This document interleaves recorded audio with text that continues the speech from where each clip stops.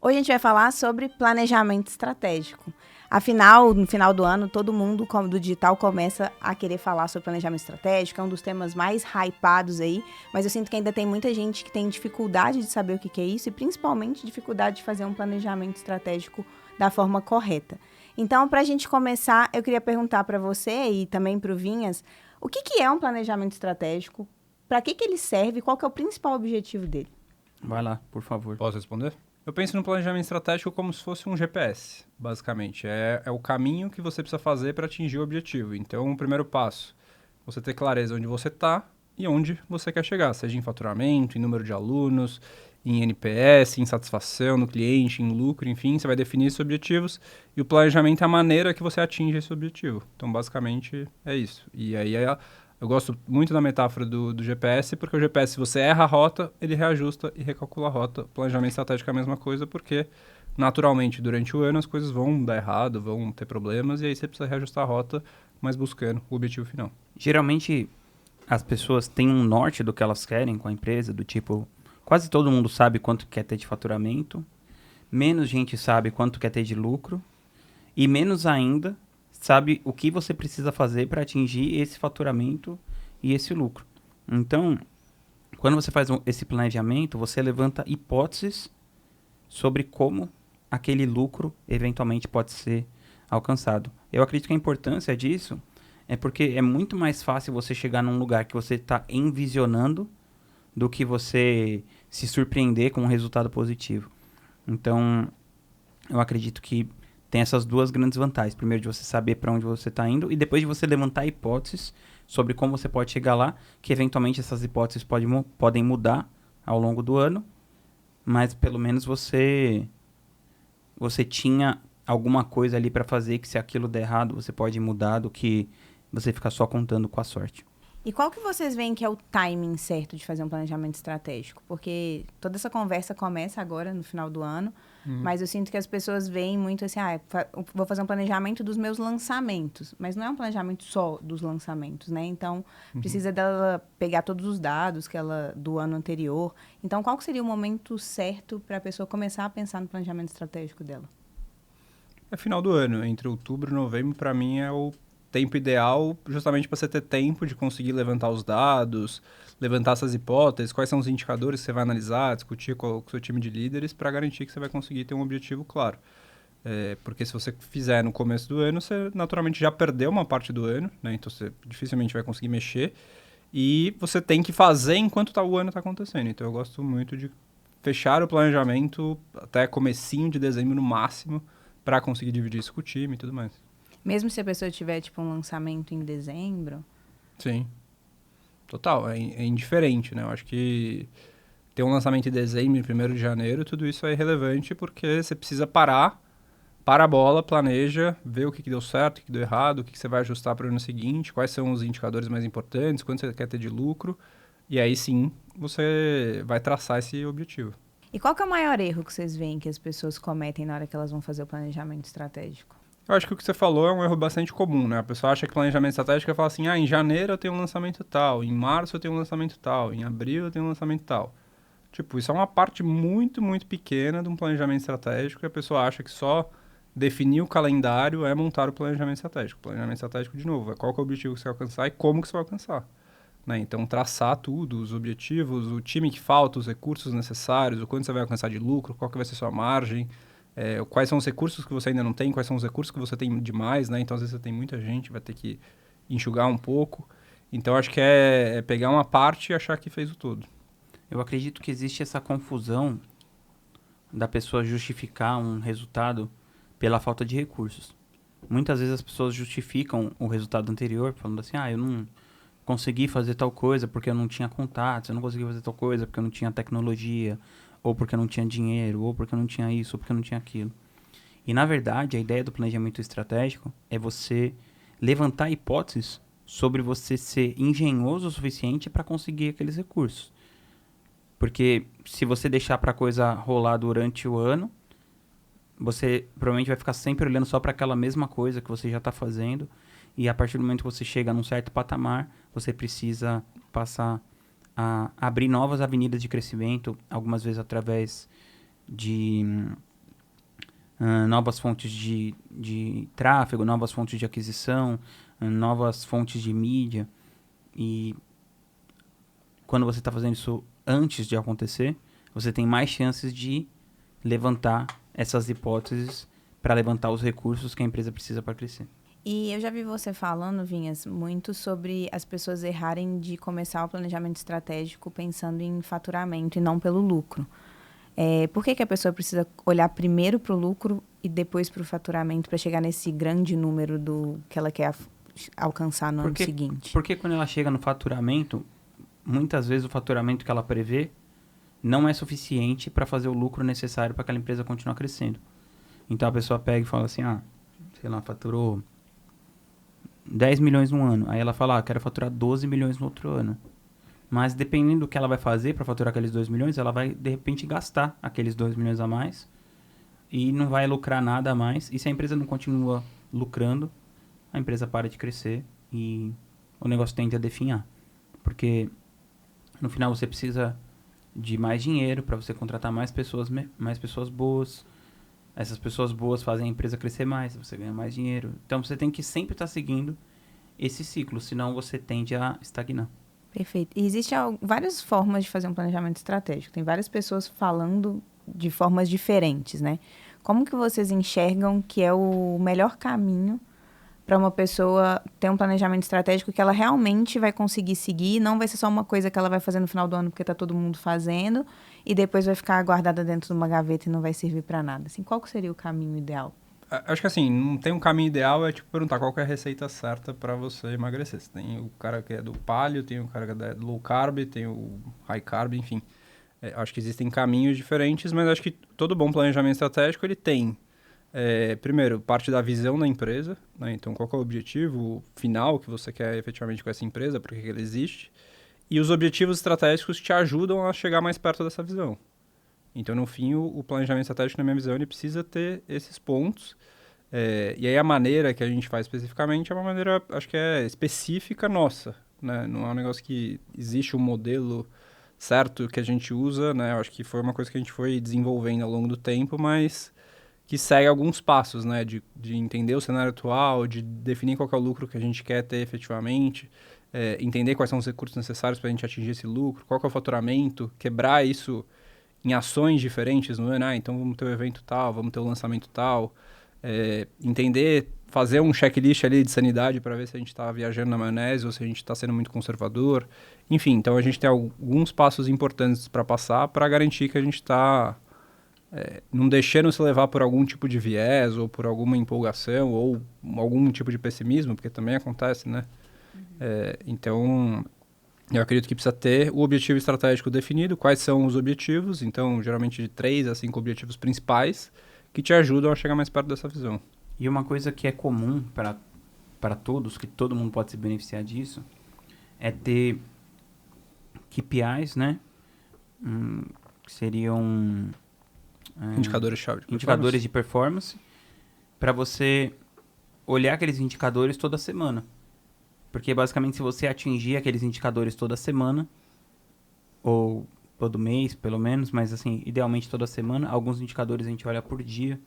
Por exemplo, eu olho todos os dias quantos dias do ano passaram e quanto tem de faturamento. Por exemplo, a gente tem 20 e poucos % do faturamento para fazer e 60 dias para acabar o ano, mais ou menos, 64. Então, a gente entende que tudo bem porque tem uma grande entrada de dinheiro para acontecer, um grande evento que vai acontecer e que vai acabar equilibrando isso. Mas eu tenho que estar olhando isso o tempo todo, ao longo do ano, porque agora eu estou mais ou menos 7, 8% atrasado em relação ao desencontro da meta versus o tempo que passou. Mas como tem esse evento que vai fazer diferença, eu sei que a conta vai fechar. Mas se eu não estiver acompanhando isso com essa frequência, talvez quando eu chegasse agora bem perto do final do ano, eu não estaria só 7% atrás, eu poderia estar 30%, que seria irrecuperável. Então, essa coisa de você acompanhar os seus números todo dia, você saber na ponta da língua os seus números, eu acredito que isso é um ponto muito importante da nossa cultura e que faz com que a gente frequentemente atinja as metas. E o que eu vejo muito as pessoas fazendo é tipo, eu tenho que desenhar um crescimento para o ano seguinte, mas eu não sei exatamente qual a base que eu vou utilizar para determinar esse crescimento. Então, assim, conheço pessoas que faturam relativamente bem, mais de 1 milhão, mais de milhões aí no ano. E aí eu perguntei, tá, mas quanto que você tinha de pretensão para crescer esse ano? Ela falou, não sei exatamente, né? Fica aquela coisa meio que, a gente quer ganhar mais, mas esse mais. Como definir esse número mesmo, para não ser um achismo ou um pessimismo ou um otimismo excessivo, assim? Quer falar? Eu começo sempre me perguntando o que mais eu posso fazer pelo meu cliente.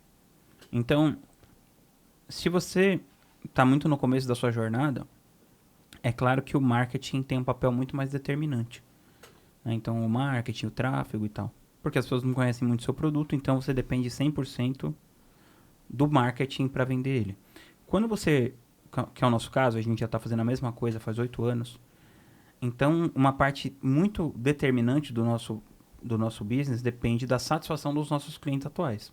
Porque uma parte significativa da nossa receita vem de renovação. Eu diria que 60%, 70% da nossa receita é renovação.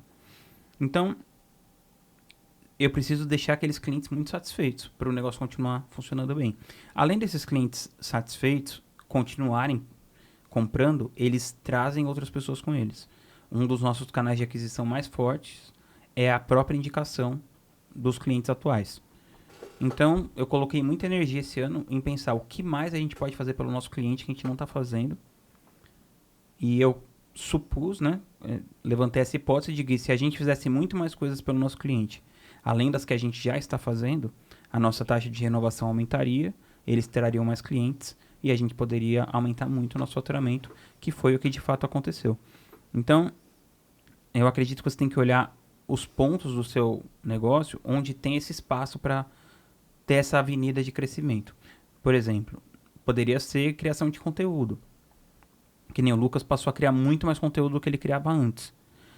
Mas como o nosso negócio já é grande, isso demora para fazer diferença financeira, né? Então, até isso fazer uma diferença financeira vai demorar um tempo razoável. E ele foi super bem, mas demora. Agora, por exemplo, o que ia resolver a coisa num curto prazo? Gerar mais valor para os clientes que já tem. Perfeito. Mas outra possibilidade seria, ele está fazendo isso, mas ele tem outras coisas para fazer também, né? Não está fazendo só isso. Mas quanto mais acelerar essa coisa da produção de conteúdo, mais resultado vai ter. Quanto mais acelerar a distribuição de conteúdo, ter mais tráfego pago, mais resultado vai ter. Então você tem que ver as avenidas de crescimento que você poderia destravar e também avaliar isso de acordo com as fortalezas que a sua empresa tem. Então, no nosso caso, o nosso produto é uma fortaleza muito grande. A produção de conteúdo já não é tanto. Então, a gente tem que ponderar tudo isso para determinar até onde dá para chegar. Eu acho que assim, adicionando, né, como que eu penso, né, a pessoa fatura lá 2 milhões e tem 500 mil de lucro, por exemplo. Então, para começar o planejamento, primeiro é ter clareza de como que ela está atualmente, né, então, beleza, está faturando 2 milhões mesmo, está gastando quanto você gasta de equipe, de ferramentas, de tráfego. E saber responder, né, da onde veio esses 2 milhões. Muitas vezes as pessoas não sabem, né, é quase como se elas tivessem, entre as, tropeçado no dinheiro. Tipo, se você perguntar para ela, tá, mas como que você vai repetir isso? Ela não sabe. Sim. Então, começar entendendo bem esse cenário atual, né, um DRE, um controle financeiro claro. E aí, beleza, vamos dizer que essa empresa lucrou 500 mil e ano que vem ele quer ter 1 milhão de lucro. Então, o segundo passo é quanto eu quero lucrar efetivamente.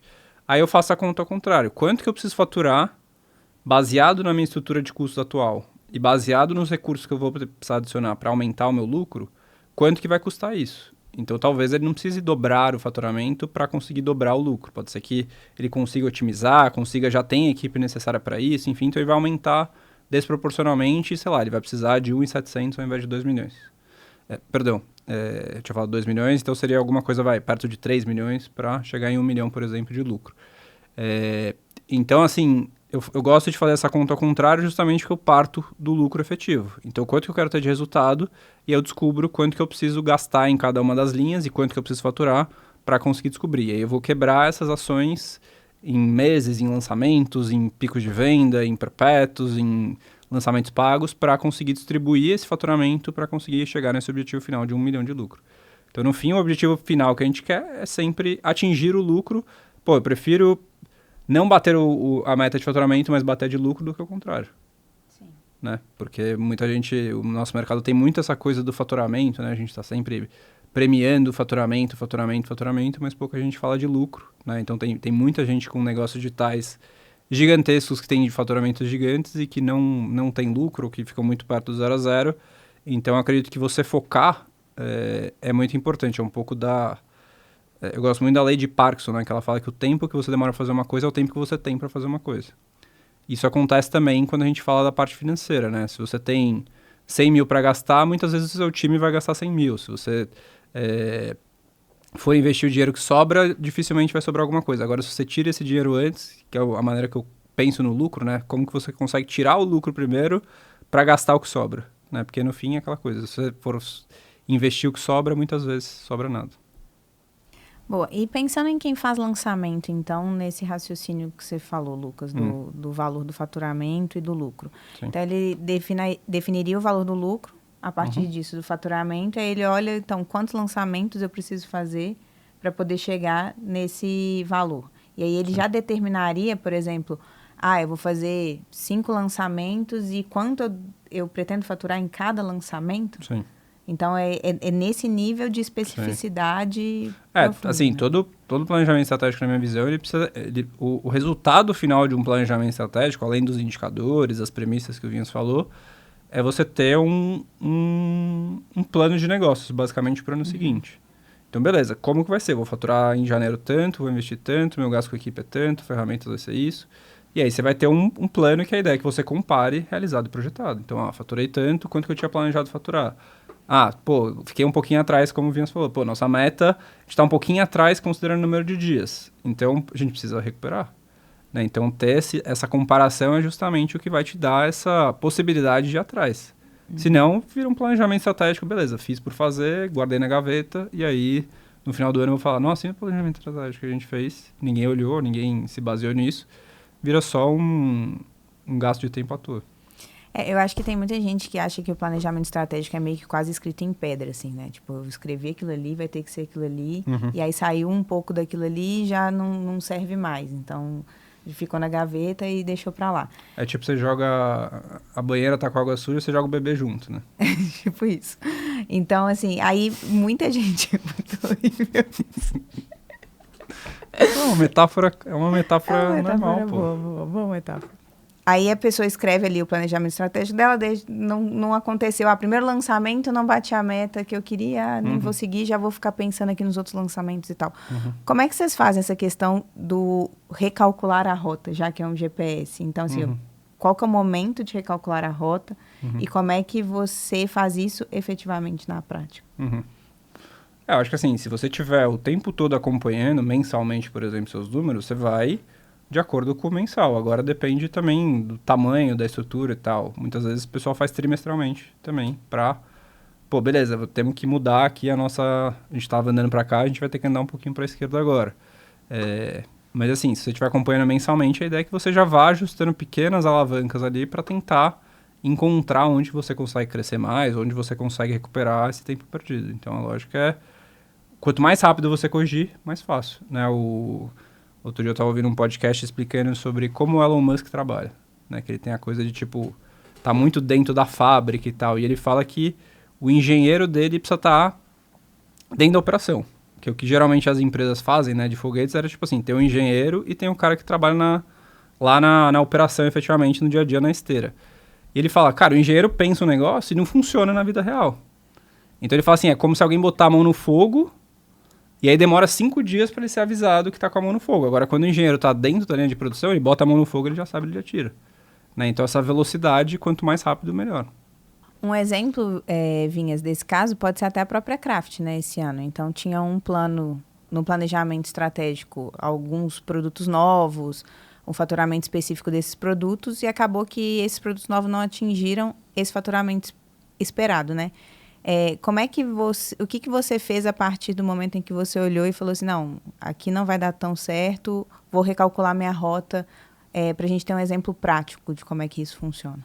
Ano passado a gente faturou 10 milhões e a gente fez um planejamento para esse ano faturar 18,7 milhões. Então a gente determinou ali quais eram os produtos, qual era o faturamento de cada produto. Se eu não me engano era 13 milhões e meio a Craft Black, 2 milhões e meio a Craft Blue, 1 milhão do Implementation, 1 milhão do Book Club, e 700 mil da Business, do Craft Business, que é o produto que o Lucas lançou. Então, a gente, na maioria dos produtos principais, a gente conseguiu estar perto do resultado ou até passar. E principalmente a Craft Black, que acaba sendo aquele produto que carrega o piano ali, né? Então, vamos supor, a gente vai ficar abaixo no Implementation, vai ficar abaixo no Book Club, mas a Craft Black vai faturar mais do que a gente estimou, e a gente já tinha estimado um crescimento de mais de 5 milhões em relação ao ano passado. Então, a gente tem uma coisa na nossa empresa que eu sempre falo, que é o seguinte: a coisa principal é manter a coisa principal como a coisa principal. Na nossa empresa, a coisa principal é o Mastermind.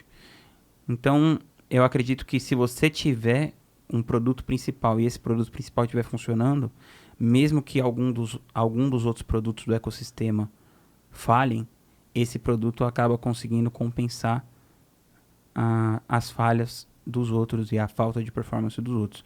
Por outro lado, o Lucas também criou uma outra mentoria de gestão, que é a Craft Green, e foi super bem. Então, isso adicionou uma receita de centenas de milhares de reais que não estavam. A gente fechou alguns patrocínios que não estavam programados, isso também adicionou algumas centenas de milhares de reais que não estavam.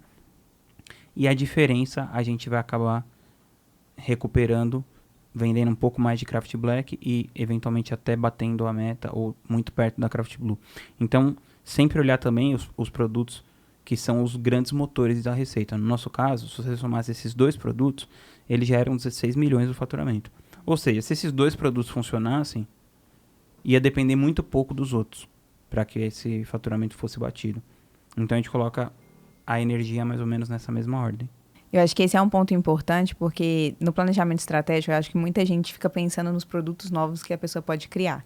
E aí ela vai colocando ali, enchendo de coisas novas, e às vezes pode se perder essa ideia do principal ser o principal, né? Então, sempre manter essa ideia de que o produto principal tem que ser o olhar mais importante da empresa e os outros não prejudicarem essa entrega, né? Exato.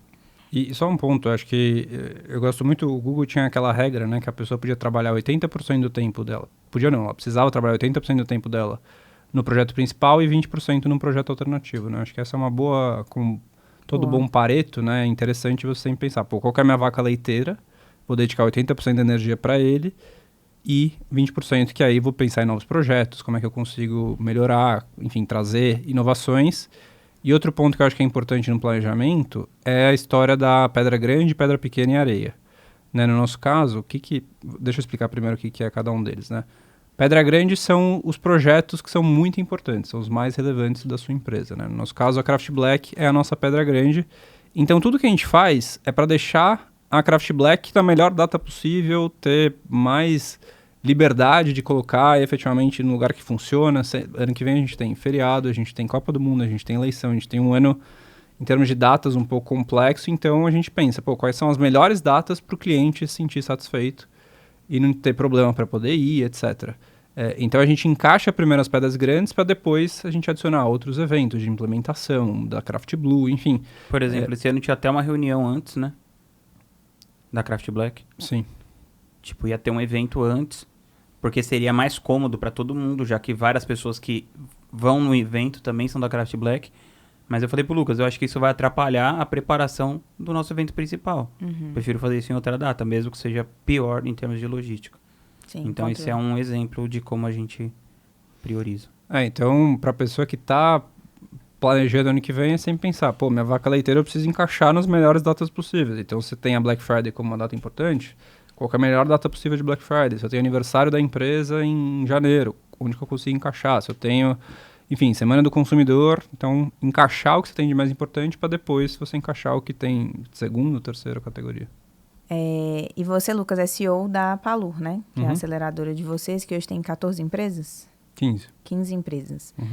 E você acompanha de alguma forma ali o planejamento estratégico de todas essas empresas. Porque eu vejo que algumas pessoas olham e falam assim, nossa, ele estava falando de lucro, de margem, de não sei o quê. Isso é muito complexo para mim, eu tenho que fazer uma coisa diferente. Você vê alguma peculiaridade por nicho, por tamanho de empresa? Ou todo mundo consegue ter uma estrutura, pelo menos inicial, base para construir esse planejamento?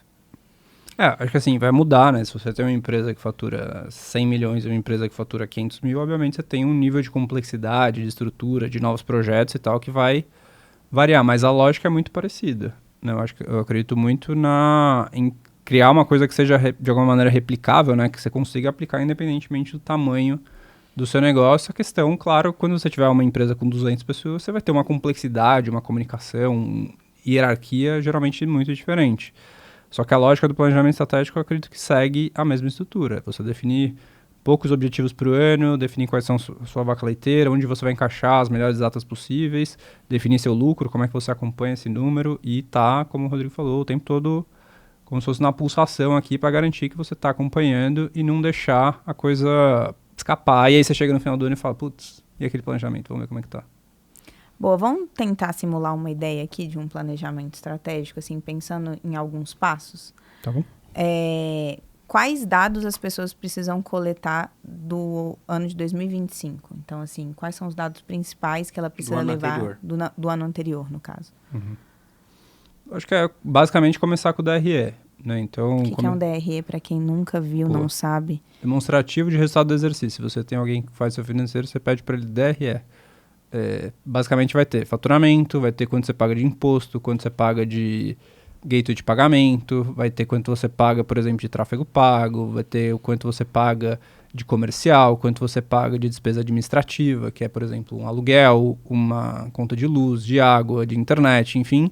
Você vai ter ferramentas que você contrata, as pessoas que estão na sua equipe. Então, basicamente, você vai chegar e vai descobrir quanto de lucro sua empresa deu. Então, você faturou lá 2 milhões, você vai ter vários gastos, né, que são esses que eu falei, e aí você vai chegar no lucro líquido, que é o quanto que sobra no final, depois que você desconta esses gastos.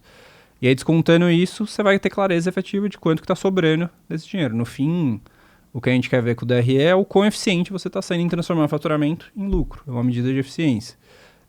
Então, quanto mais baixa for sua margem, mais risco você tem.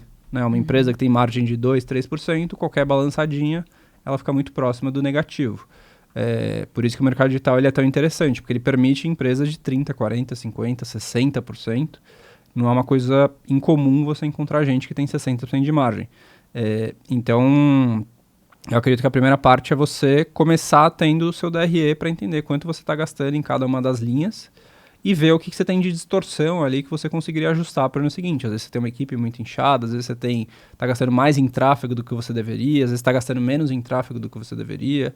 Então, primeiro ter essa clareza inicial dos números atuais da empresa. E aí a pessoa conseguiu pegar os números dela ali e sentou para poder desenhar o planejamento estratégico. Por onde que ela vai começar a desenhar a partir desse número, desses dados que foram coletados? Aí agora a gente vai definir qual que é o lucro que ela quer de objetivo para o ano seguinte. Então, beleza, tive lá 500 mil de lucro, quero ter 1 milhão de lucro. Então, a gente parte do objetivo final, que é o lucro, que é a última linha do DRE. E começar também a levantar essa hipótese. Por que você não teve esse lucro esse ano? Por que você não faturou esses X milhões a mais nesse ano? E o que vai ser diferente para fazer você mudar e faturar ano que vem? Porque muitas vezes é simplesmente uma questão de falta de visão, de não enxergar que aquele negócio pode chegar naquele ponto e tal. Não é só a parte do número certinho, datas de lançamento, né? Tipo, rever o ano, avaliar e conseguir projetar o que você quer pro ano seguinte, né? Por exemplo, uma coisa muito comum que eu vejo é o seguinte, uma pessoa tem uma empresa lá que faturou 5 milhões, tem uma margem alta, e a pessoa quer crescer, aí você vai olhar a lista dos funcionários delas, todo mundo ganha 2 salários. Aí, sei lá, tem 10 pessoas ganhando 2 salários, ou 15 pessoas ganhando 2 salários. E aí o empreendedor acaba que ele fica com uma margem muito alta de lucro, mas... 2 salários mínimos, você diz? Aí ele tá pagando muito pouco a própria equipe, as pessoas... As que estão fazendo resultado ficam desmotivadas, porque o negócio não vai crescendo, ele também não vai conseguir atrair grandes talentos.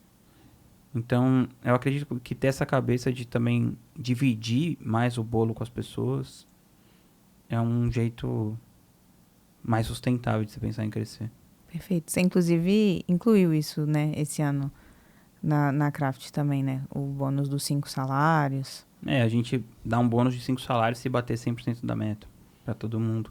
Mas não só isso, mas independente desse bônus e tal, a gente já paga bons salários Sim. proporcionalmente ao resto do mercado. Então eu sempre quero que a nossa empresa seja a que paga os melhores salários, para a gente atrair os melhores talentos. Eventualmente a gente abre mão de um pouquinho de margem para isso, até de muitas vezes, mas eu acredito que no final são essas pessoas que estão lidando com os nossos clientes, e se os nossos clientes ficarem satisfeitos, esse negócio vai continuar dando certo por mais vários anos. Perfeito. E aí, qual seria o próximo passo? O Lucas definiu ali o lucro, o faturamento. Aí depois você vai entender seus recursos. Então, beleza, eu preciso dobrar meu lucro. Então, quais são os recursos que faltam para eu conseguir efetivamente isso? Porque, naturalmente, se você já tivesse esses recursos, você já teria feito isso esse ano. Então, eu preciso aprender a técnica de lançamento pago, eu preciso melhorar meu financeiro, eu preciso conseguir reter melhor meu cliente, eu preciso conseguir vender melhor para ele. Então, entender efetivamente quais são os recursos necessários para que você consiga atingir esse objetivo. Isso também vai entrar, obviamente, no seu planejamento do ano seguinte, do tipo, vou precisar contratar mais gente, vou ter que gastar mais em tráfego, vou ter que investir em alguma mentoria, enfim. Então, tudo isso você vai colocar isso no seu planejamento e o próximo passo é ver qual que é o faturamento necessário. Então, agora a gente chega no faturamento e aí, por exemplo, preciso faturar 3 milhões para ter 1 milhão de lucro. Definido esse faturamento, a gente vai quebrar em quais ações específicas vão acontecer em cada mês. E aí eu sigo exatamente a lógica do pedra grande, pedra pequena e areia. Então, começa com o mais importante. E aí você vai encaixando os outros nas segundas melhores datas, terceiras melhores datas, para garantir que você consiga encher o seu calendário, preencher o seu calendário da melhor maneira possível e não deixar de prestigiar ou priorizar o que você tem de mais importante. Né? Você nunca pode deixar a sua vaca leiteira de lado para fazer uma nova aposta, porque isso você corre o risco da ruína. Você fatura 10 milhões, no ano seguinte você vai lá e fatura 3, porque você deixou o produto de lado e não teve renovação, não teve retenção. Então, é importante encaixar esses pontos para garantir que você vai conseguir.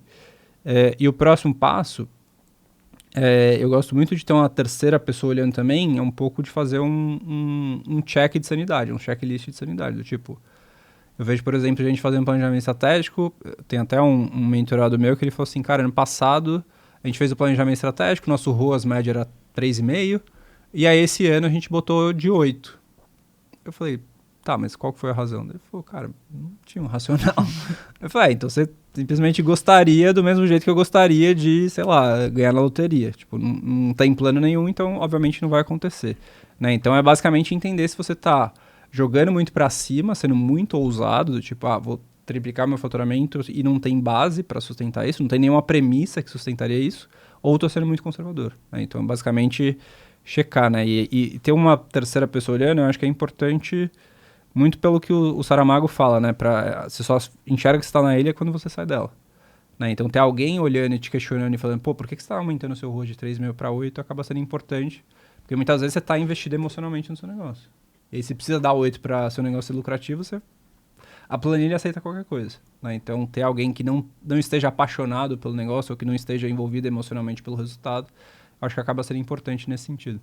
E entra muito a figura do mentor, né? Sim, com certeza.